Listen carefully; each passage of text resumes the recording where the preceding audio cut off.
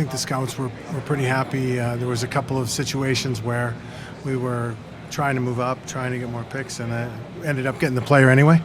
So that was it was great. Yeah. On that, Grayson, a lot of guys have him, at least when I saw Mox, maybe late first, early second. Like you said, was there any concern you might have to trade up to get it? Well, we were trying, and it was a situation where it's kind of what's the cost, and you roll the dice a little bit, and we didn't want to give up more picks. We were willing to for the right situation, but it worked out for us. And looking at him in his game, obviously high skill, but he also talked a lot about his grit, his edge. Kind of seemed to fit the blueprint you guys have in Nashville. Exactly. He fits right in, and you think of that highly skilled player who has that compete, and it can manifest itself in a lot of different ways. So it's exciting. Now that you guys kind of found your identity this year in terms of players, does that change maybe what you guys look for in these drafts? It could positionally. So let's say you go through and you get maybe 4D in a row, but you're generally, our philosophy is to draft the best player, and then make that work, right? So the best asset and the best available player.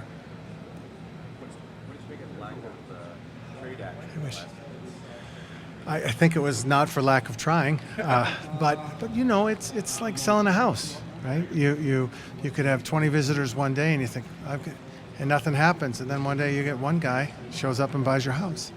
It literally, right? So I don't think it's any surprise, and I don't think it's anything I know it's exciting and it's good copy for you guys, but I think a lot of teams are talking, and people are in cap crunches, and I think that's really just a function of the flat cap, and I think you could look at it both ways, right? It could provoke more movement, and then hinder it, and serve as a drag coefficient on it as well. A couple of GMs said that the quality of the first round in particular, you had teams that didn't want to move their picks because they had like 3 or 4 guys on their board that were still there. Yeah, I would think so. Yeah, we didn't have any.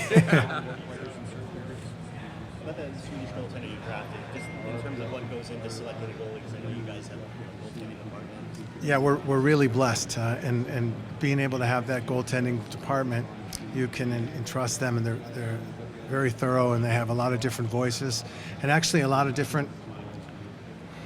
They have one shared philosophy, but perhaps different backgrounds, and from Roberto to Leo, and it's a very I'm trying to think of the very thorough vetting process that they go through in their list and putting it together. So we're very comfortable, and they've done an unbelievable job so far. Can you talk a little bit about Olaf, just like what you guys saw, what you liked him? Yeah, it was a great big guy, and he had been injured, so missed almost a whole year. And so with that year off, they did some extra, even though he played this season. They were just extra diligent, and they were pretty happy about it. It helps having guys in that department that are kind of have their fingers all over the world. Yeah, and their process, begins at the beginning of the year. So it's something that they work on all season long, and just like the scouts.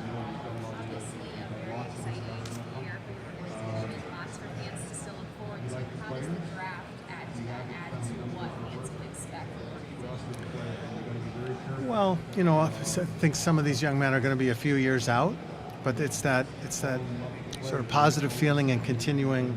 Look, we're trying to be better every day. We're trying to grow, and we're trying to get players that emulate that style of hockey and that style of professionalism that the guys themselves did on the ice for us this year. You look at Wickman and Hoffman, two blue liners. Any common threads you look like when you're kind of looking at the future of the back end and how you want it to look? I think the commonality on the two of them is the compete and the grit. One's a bigger guy, sort of he's mobile and just a bigger guy, and the other guy's sort of 5'11"-ish, but again, mobility and grit. That's on that skating first and foremost. Yeah, and now, it helps. The skating helps, and we have a couple of, in Forsling and Montour, we have a couple of guys who can really wheel, and you can see that it helps. And Wickman also has a bit of experience in the pros in the SHL. Does it help when you can go to the draft and have a little bit of tape on a guy that has played in professional ranks? I think it does. I think, and for the scouts, that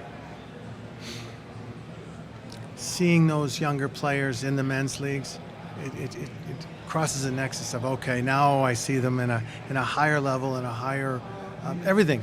from the level of play on the ice to the age to the locker rooms, and so if they can exist in that arena, I think it makes it easier to project. Was that the case with your last pick, with Stepan? Obviously a little bit older, 19, played in the KHL a little bit.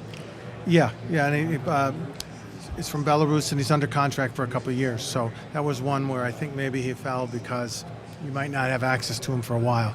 But he's tremendously skilled and again, playing with the men.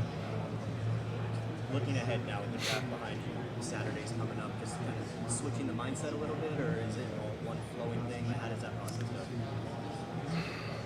go? It seems as if it's a constant flow. There's no break. So we'll be at it probably even this afternoon. Yesterday we sat with the pros and we went through different iterations and could we get this guy, could we get that guy, is this possible? And it's going to be, I think, an interesting and exciting free agency period because there's a lot of teams up against the cap. There's a lot of players that I think that fit needs for many teams. So it'll be interesting to see what happens on Saturday. Do you foresee maybe more trade activity now that the draft is over? Just your opinion. I would say that I'm making it up, right? So given the fact that there hasn't been a tremendous amount to this point, perhaps, but it's like selling your house. You just don't know. You talk about it. A million things for you to do right now, pro and junior. But looking ahead to D camp, you only have 5 picks this year. How much time is now spent maybe going after a couple undrafted guys, getting them into big cities? Yeah, there's a lot of as we're speaking right now, a lot of the young men who were not selected today and are very deserving of having been selected are talking to the teams. Perhaps we could come to your development camp, or we'll be pursuing players like that. So it's a great exercise for us to get to know the players, to sort of help teach and instruct. From our standpoint, it's not as much a competitive evaluative period as much as it is a teaching opportunity. So we're really excited.